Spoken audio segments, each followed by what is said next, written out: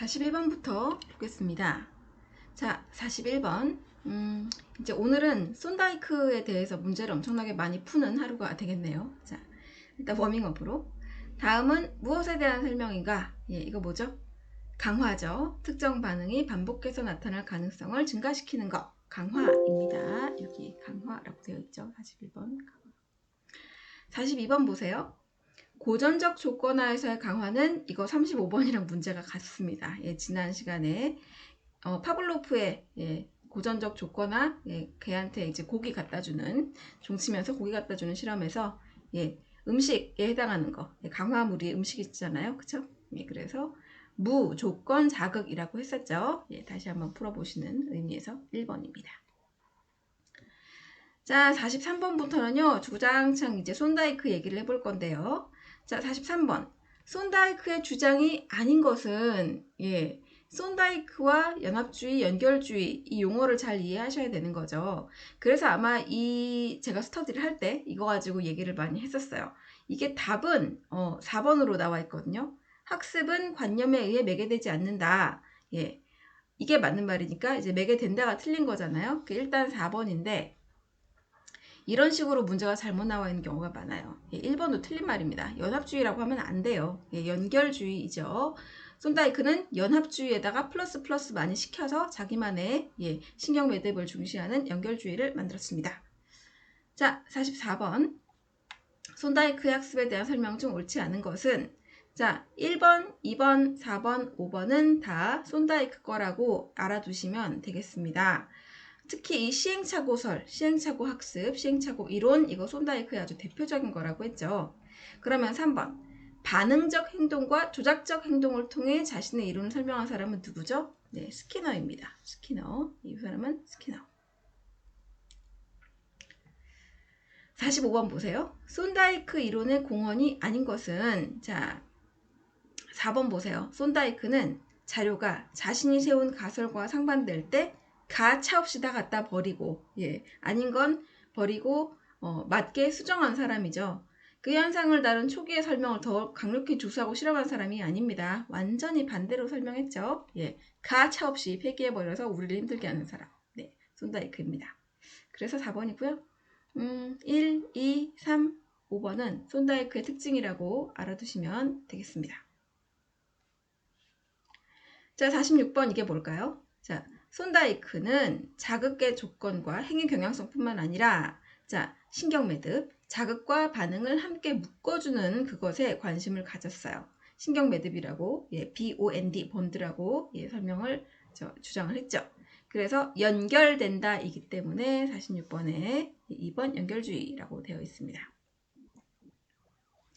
1930년 이후에 손다이크가 폐기한 법칙은 연습의 법칙, 그쵸? 수정한 법칙은 효과의 법칙, 그쵸? 자, 48번 문제 보세요. 다음은 손다이크의 어떤 법칙이냐? 만족스러운 결과가 오면 자극 반응 결합이 강화되고, 이건 맞았어요. 혐오적인 결과, 처벌이 계속되면 자극과 반응의 결합이 약화된다라고 처음에 효과의 법칙으로 주장을 했었는데, 이거는 1930년대 이전 거죠. 그쵸? 자, 수정된 효과의 법칙 1930년 이후에는 뭐라고 했어요? 연결의 강화에 있어서 처벌은 아무 영향을 미치지 않는다라고 했습니다. 지금 보기에 나와 있는 거는 1930년 기준으로 그 이전에 했던 이야기인 거죠. 자, 알아두시고 49번으로 넘어가서 여기 써놨죠, 그쵸? 연결의 강화의 처벌은 요거는 1930년 이후, 1930년 이후에 한 말입니다. 자, 그런데 이렇게만 이해하면 참 좋은데 49번처럼 예를 들어서 써놓으면 헷갈릴 수 있어요. 예습과 복습은 학습에 있어서 매우 중요하다. 그러니까 예습을 하고 또 배우고 복습을 한다라는 건 뭐죠? 계속 반복해서 얘기를 한다는 거죠. 그쵸? 그래서 연습의 법칙입니다. 이번 연습의 법칙. 자, 50번 같은 문제 반드시 푸실 수 있어야 됩니다. 다음 중 손다이크가 설명한 법칙에서 추후 폐기된 법칙을 모두 고르시오. 폐기라고 했어요. 그쵸? 자, 기억 보세요. 학습이 일어나기 위해서는 대상이 학습할 준비가 되어 있어야 한다. 준비의 법칙 있잖아요. 이거 남아 있었습니다. 사라지지 않았어요. 니은 자극과 반응의 연결은 연습할수록 강화된다. 연습의 법칙인데 이거 폐기됐죠. 그쵸? 자, 니은 일단 이거 그리고 디귿 자극과 반응의 연결은 연습하지 않으면 약화된다. 예, 연습의 법칙인데 이거 폐기됐죠. 그쵸? 디귿하고 자 그리고 반응 후에 만족스러운 상태가 오면 자극 반응 연결이 강화된다. 효과의 법칙 처음 거 그쵸? 이건 맞아요. 예, 맞습니다. 맞는 말입니다. 근데 미음 바로 다음에 나오는 거는 아닌 거예요. 반응 후에 혐오적인 상태가 따라오면 자극 반응 역할이 약화된다고 처음에 말했다가 아니라고 했습니다. 그래서 추후 폐기된 거는 니은과 디귿과 예, 미음이겠네요. 자, 5번입니다. 그쵸? 51번 손다이크의 개념에 대한 설명 중 옳지 않은 것. 예. 자, 1번, 2번, 4번, 5번은 전부 옳은 말입니다. 옳은 말이라고 알아두시면 되겠습니다.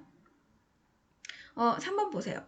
요소의 우월성은 환경의 단순성을 인정하여 환경에 대해 적합한 요소만 반응한다고 본 게 아니에요. 요소의 우월성은 특정한 상황에서, 예, 특정한 상황에서 여기 있죠. 몇 가지 요소들만이 행동을 지배한다는 것입니다. 예, 환경의 복잡성을 인정한 거지 단순성이 아니에요. 그래서 단순하다고 말한 게 틀렸습니다. 이게 51번의 3번이고요. 52번 보시면 교육심리학의 학습이론에 관한 설명 중 옳은 것은 했어요. 자, 파블로프의 조건 반사설은 자, 맹목적 시행을 반복하는 가운데 자극과 반응이 결합하여 행동하는 것이다. 맹목적인 시행을 막 반복하는 가운데 자극과 반응이 결합해서 행동하는 거. 이거 시행착오설이죠. 예, 고양이를 상자 안에 넣어놨더니 우당탕탕하면서 앞으로 옆으로 뒤로 솟아나오려고 하더라. 예, 시행착오설. 이거는 저거 손다이크 겁니다. 그래서 1번은 틀렸고 2번 레빈의 장설은 후천적으로 얻게 되는 반사작용으로 행동을 발생시키는 것이다. 이거 조건 반사설이네요. 예, 1번 설명은 2번에 가 있어요. 자, 톨만의 기호 형태설은 학습자의 머릿속에 인지적 지도와 같은 인지구조를 바탕으로 학습하려는 것이다. 맞는 말입니다. 예, 맞는 말이에요.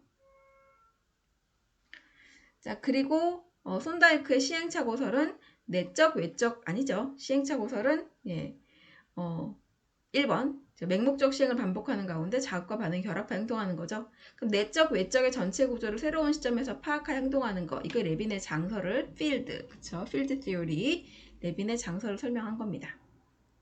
이게 좀 세심하게 보세요. 52번 같은 문제가 딱 나왔을 때 사실 3번 빼고는 읽어볼 필요가 없는 거예요. 그쵸?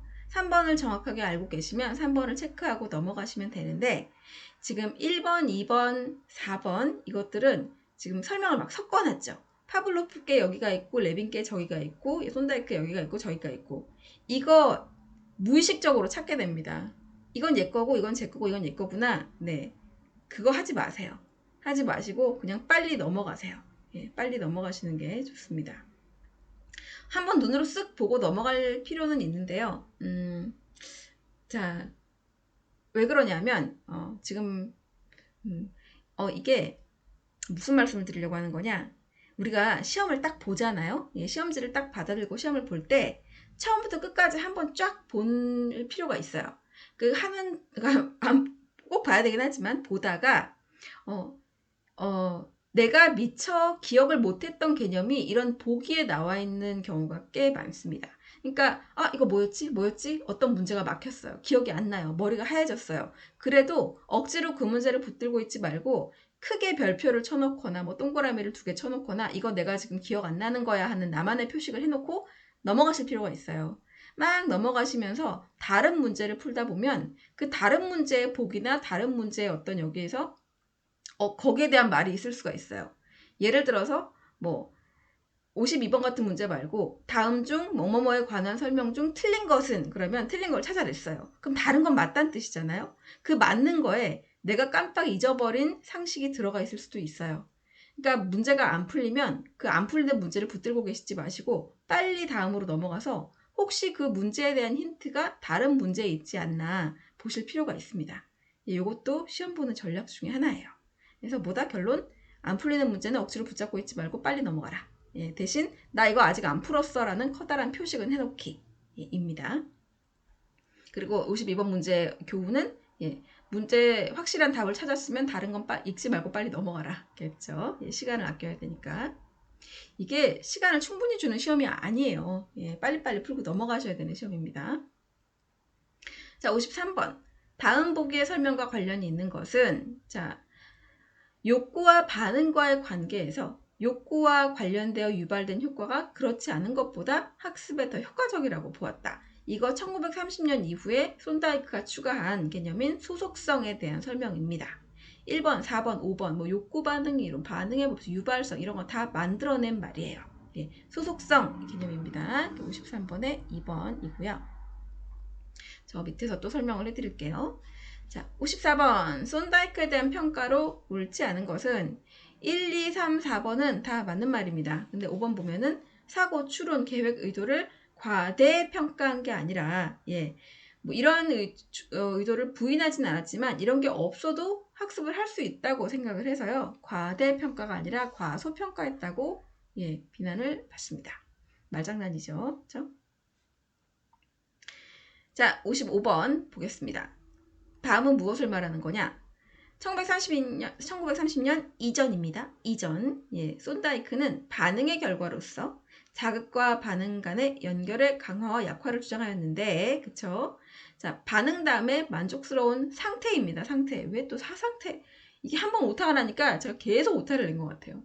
만족스러운 상태가 따라오면 연결의 강도는 증가한다. 효과의 법칙이죠. 효과의 법칙. 1번입니다. 아, 55번이네. 이것도 1번, 저것도 1번. 55번에 1번입니다. 56번. 손다이크가 강조한 것끼리 묶은 거, 그쵸? 자, A번하고 D번이, 자, 손다이크가 한 말입니다. 시행착오를 통해서 학습은 이루어진다고 했고, 모든 포유동물은 동일한 방식으로 학습한다고 했어요. 그래서 학습은 쌓여간다고 했습니다. 점증적이라고 했고, 관념에 의해서 매개되지 않는다라고 해서 욕을 먹었죠. 그래서 A하고 D번이 맞습니다. A하고 D가 있는 거 2번이네요. 그쵸? 자, 57번. 손다이크를 한번 얘기해 볼까요? 손다이크는 뭐라고 했어요? 손다이크는요, 자신의 연구를 토대로 학습은 사고나 추론을 통해 간접적으로 이루어지는 것이 아니라 되게 직접적으로 이루어진다고 딱 잘라 얘기를 했습니다. 이게 어찌 보면 손다이크가 제일 욕먹는 부분이기도 한 거죠. 자, 57번에 1번 이제 채워 넣어서 말이 되죠? 자, 58번에 또 환장하는 얘기가 하나 나옵니다. 아우, 저는 이런 말장난, 여러분, 도야라는 말 아세요? 도야. 도야가 뭘까요? 도야. 도기를 만드는 일이래요. 도자기를 만드는 일. 쇠에 녹여가지고 이렇게 틀에 부어서 만드는 일. 도야. 이거를 비유를 해서 훌륭한 사람이 되는 거를 도야라고 한답니다. 아, 말같지도 진짜. 뭐 이런 단어가 다 있어요? 그래서 도야 되다 라고 하면요. 도기가 만들어지고 이렇게 쇠를 틀에 부어서 모양을 만들다. 이거 훌륭한 사람이 되도록 수련을 해서 된다라는 말이래요.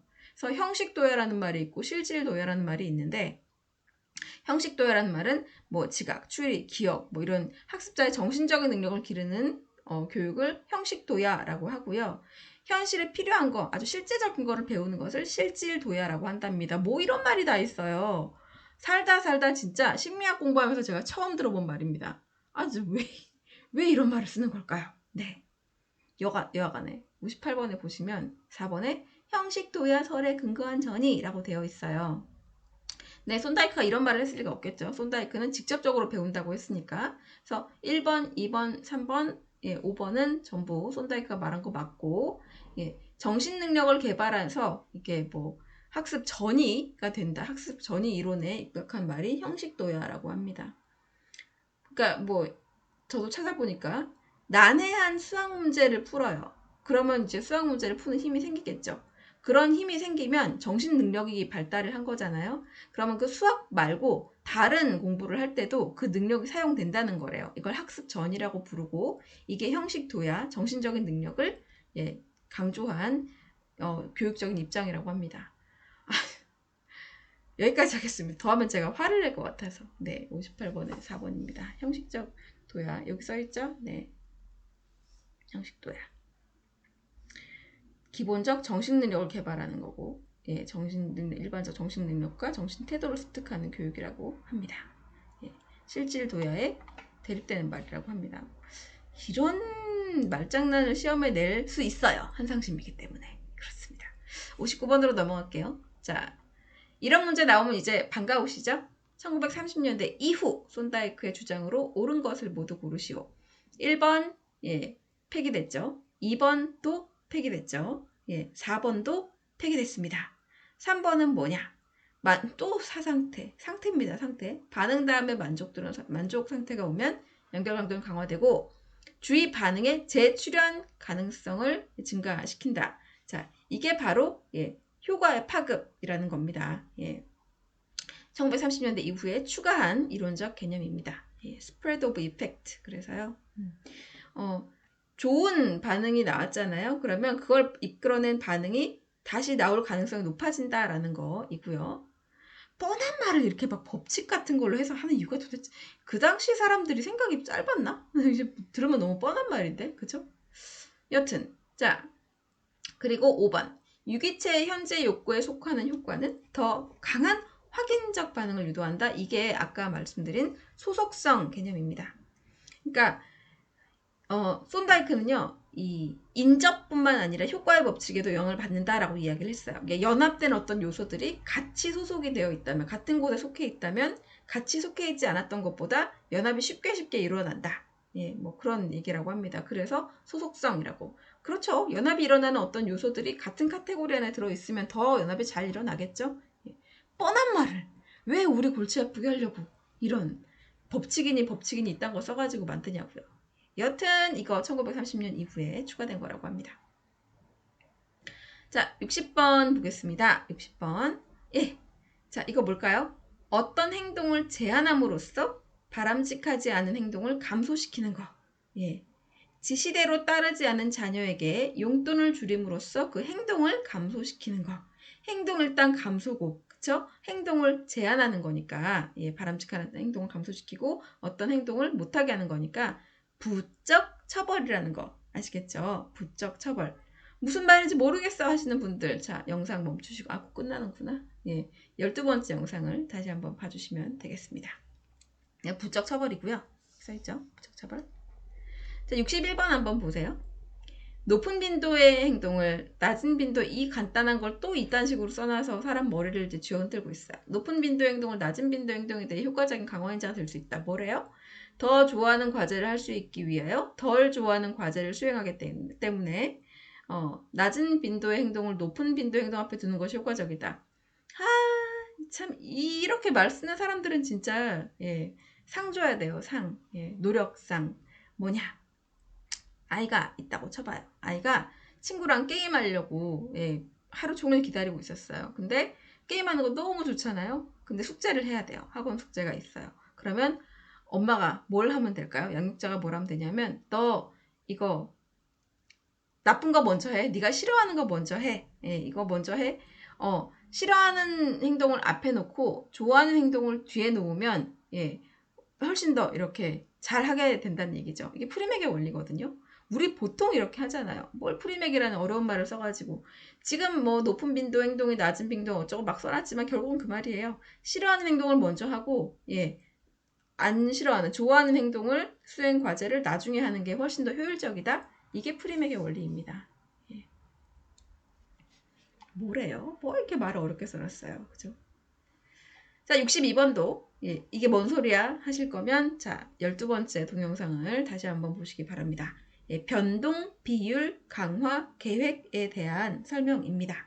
강화물을 받기 위해 시행되는 반응의 수가 항상 같지 않습니다. 몇 번을 반응해야 강화물을 받을 수 있을지 예측할 수가 없습니다. 언제 강화물을 받을지 알 수 없기 때문에 반응률이 높게 유지되고 지속성도 높습니다. 자, 예를 들어서 강아지가 있어요. 자, 강아지한테 새로운 재주를 가르쳐서 연속 강화를 해서 이제 새로운 재주를 가르쳤어요. 강아지가 자, 뭐 손 하면은 강아지한테는 발이죠. 앞발을 탁 올리는 행동을 자, 더 많이 보고 싶어요. 이 행동을 강아지가 더 많이 하게 하고 싶으면 할 때마다 먹이를 주는 게 아니라 줬다가 말았다, 줬다가 말았다. 예. 강화물을 받기 위해, 간식을 받기 위해서 시행되는 반응의 수가 같지 않게 하는 겁니다. 그러면 강아지 입장을 한번 보세요. 정말 치사하고 더럽긴 하죠. 하지만 이 행동이 많이 나오게는 할 수 있어요. 한 번 하면 줄까? 예전에는 한 번 하면 줬는데 한 번 손 했는데 발을 탁 올렸더니 안 줘요. 한 번 더 해볼까? 준다. 두 번 하면 주나? 또 두 번 더 했는데 안 줘요. 한 번 했는데 줘요. 세 번 했는데 안 줘요. 왔다 갔다 왔다 갔다. 예. 언제 간식을 줄지 모르기 때문에 강아지는 계속 그 행동을 하게 되겠죠. 정말 치사하고 더러운 게 바로 변동, 비율, 강화 계획이다 라고 하시면 되겠습니다. 오늘은 쏜다이크에 대해서 쭉 문제를 풀어봤죠. 그쵸? 자, 다음은 이제 스키너에 대한 문제를 푸는 시간이 될 겁니다. 고생 많으셨습니다. 다음 영상에서 자, 우리 60 몇 번입니까? 63번부터 보도록 하겠습니다.